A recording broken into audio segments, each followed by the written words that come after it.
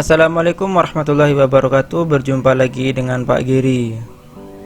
Bagaimana kabarnya? Semoga selalu dalam lindungan Allah Subhanahu wa ta'ala dan tetap bersemangat meskipun harus belajar melalui video. Pada video sebelumnya kita telah membahas perputaran bumi pada porosnya atau yang biasa disebut rotasi bumi. Ternyata selain berotasi, bumi juga berevolusi. Apa itu revolusi bumi?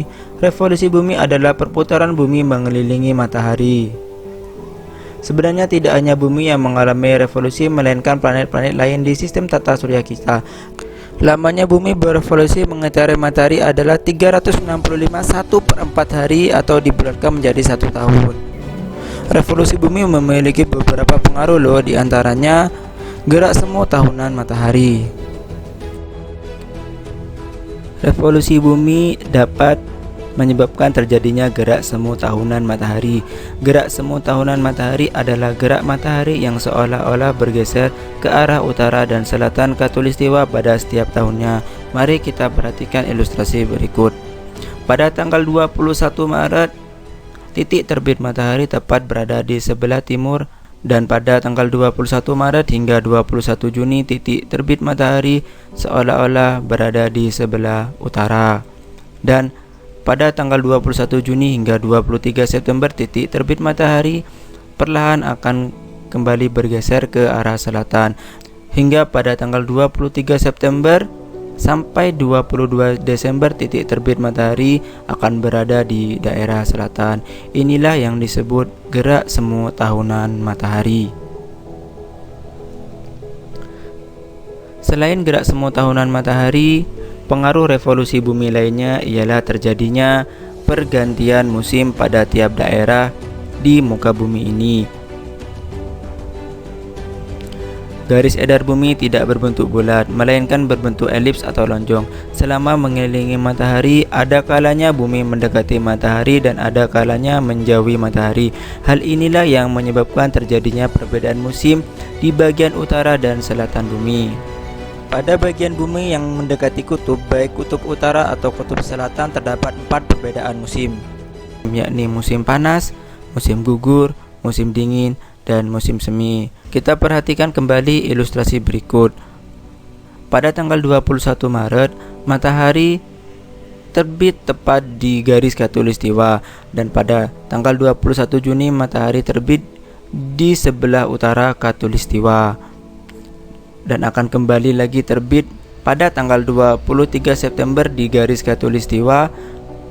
Hingga pada tanggal 22 Desember matahari terbit di sebelah selatan garis khatulistiwa dan kembali menuju garis khatulistiwa pada tanggal 21 Maret.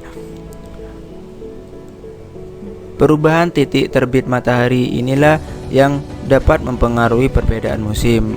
Pada tanggal 21 Maret hingga tanggal 21 Juni terjadi musim gugur di daerah selatan khatulistiwa dan terjadi musim semi di daerah utara khatulistiwa. Dan pada tanggal 21 Juni hingga 23 September terjadi musim panas di daerah utara garis khatulistiwa dan musim dingin di selatan. Hal ini dapat kita perhatikan.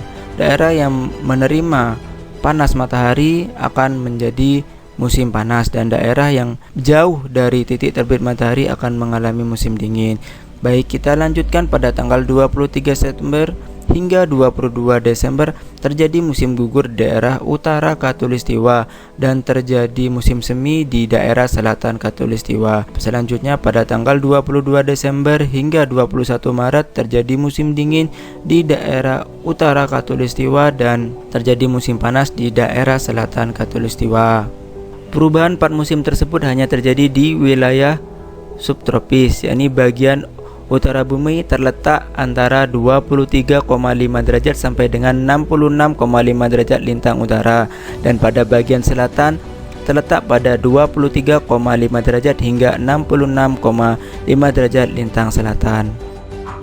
Pada negara-negara yang terletak di wilayah garis khatulistiwa, dari 0 derajat sampai 23,5 derajat lintang utara ataupun lintang selatan hanya mengalami 2 musim. Hal ini disebabkan pada wilayah tersebut mendapatkan sinar matahari yang relatif stabil tiap tahunnya. Pengaruh lainnya dari adanya revolusi bumi yakni terjadinya perbedaan lama antara malam dan siang. Untuk wilayah-wilayah yang berada di sekitar garis khatulistiwa termasuk Indonesia, tidak terlalu nampak perbedaan waktu yang terjadi. Baik siang dan malam rata-rata terjadi selama 12 jam. Namun berbeda di daerah-daerah yang semakin mendekati kutub, baik kutub utara dan kutub selatan. Bahkan ada beberapa daerah yang 24 jam mengalami malam dan 24 jam mengalami siang. Rasi bintang merupakan susunan bintang-bintang yang membentuk pola tertentu. Pada zaman dahulu, rasi bintang digunakan untuk menunjukkan arah. Akibat revolusi bumi, sudut pandang kita terhadap rasi bintang akan berubah. Demikian video kali ini, semoga bermanfaat. Sampai jumpa di video selanjutnya. Wassalamualaikum warahmatullahi wabarakatuh.